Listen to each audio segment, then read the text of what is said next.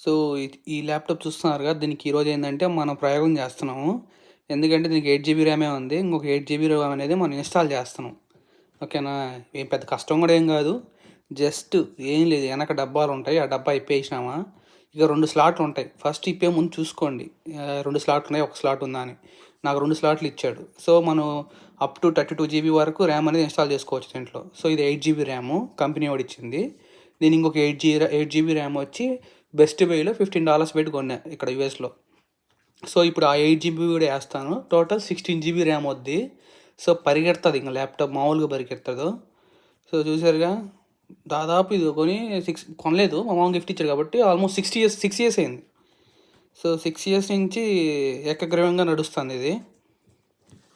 So సక్సెస్ఫుల్గా 2 ర్యాములు install చేశాను. ఇంకేం లేదు, డబ్బా బిగించేసామా, కొట్టినామంటే పరిగెడుతుంది, ఇంక మామూలుగా పరిగెడుతుంది. ఎనీవే ఈ ల్యాప్టాప్ వాడడం లేదు. వీడియో నచ్చితే లైక్ చేసి, షేర్ చేసి, సబ్స్క్రైబ్ చేయండి.